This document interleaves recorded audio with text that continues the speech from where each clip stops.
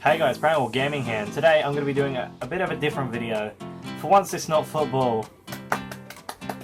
Way, finally. Yeah, it's actually going to be on F1, because I was just watching the Hungarian Grand Prix. Fantastic race, it's brilliant up until the end. A lot of weird twists and turns happened in that race, and there was a lot of unexpected casualties, I guess, or incidents that happened that I wouldn't have expected to happen. Definitely action-packed. But I guess everyone that was in the race, they did pay their respects to Bianchi. That was brilliant to hear.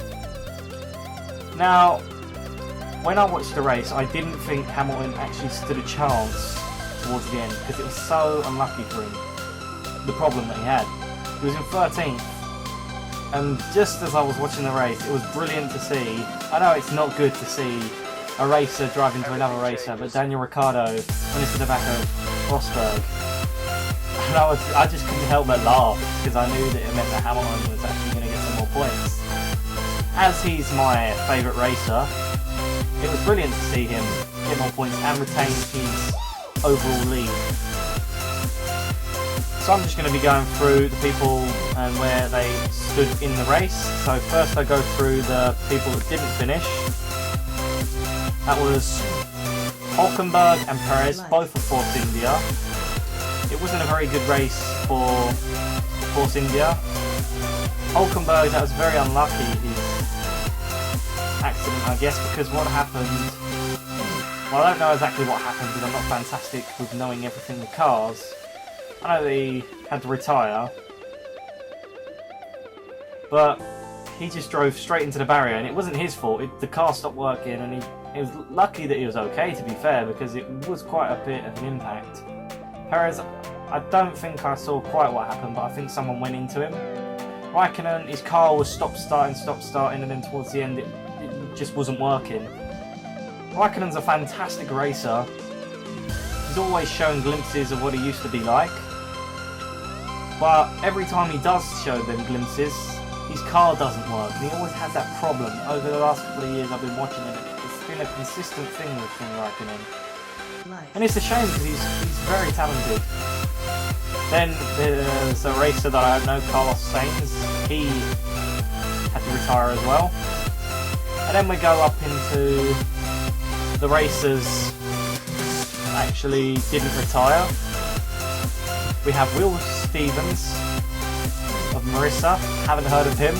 There's a few of these that I won't heard of because I haven't really watched F1 in a few years. But then we got in 15th Roberto Mirani of Marissa again. Both of them finished similar. Then we have Maldonado, who didn't have a very good race. He had a fair few penalties. I think he got a third one, but I can't remember whether they said it was allowed or not. They said it was under review after the race had finished, so I haven't really checked that, but I know that he was doing a lot of stupid stuff, and that gave him a few bad penalties that cost him a few spaces. We then have Bottas and Massa of Williams. And then, believe it or not, we have Nasser of Solver. And then into the top 10, which are these people actually get points. Most of you that watch this will probably know how the F1 system works. From 10th to 1st you get points, and depending on how you finish will depend on how many points you get. So, in 10th we have Marcus Eriksson of Solber, he gets a point. Then Jenson Button, who wasn't really up there for most of the race, he was around about 13th, 12th for a fair bit. Then because of this crash and all this accident that happened, it made the race a lot more interesting, and Button was actually able to get into the top 10. He got himself 2 points. We then had Rosberg, who was at one point second, and because of that collision with Ricciardo, he had to drop back a bit because of his tyre was punctured and it literally was almost off. I thought it was brilliant, but it didn't do good for his points. He only gets 4, and of course that's good news for Lewis Hamilton. We then have Roman Grosjean of Lotus, he gets 6 points. Hamilton then finished 6th, which was brilliant considering that he had a fair few problems in that race and had to get himself back up, but he still keeps the overall lead, which is brilliant. He gets 8 points. We then have Fernando Alonso, who got 10. Verstappen, who got 12. And then we have the top 3, We have 2 Red Bulls in there, and a Ferrari. So in third we have Ricciardo, I really think he's a brilliant racer. He gets 15 points. I really think that he could have finished second. He's one of these racers that I think is going to be brilliant in the future, and he's going to start winning titles. We then have Daniel Kvyat. I am not very good with Russian, so I can apologise for that. He got 18 points. He kind of came out of nowhere with his racing, but it was alright. And then in first, we have Vettel, who led the race for a very long time. I think he led for pretty much the entire race. He got the full 25 points. And I thought what was good was when he finished and he was going round to do the final lap, or the honour lap, or whatever it's called. He said a few things about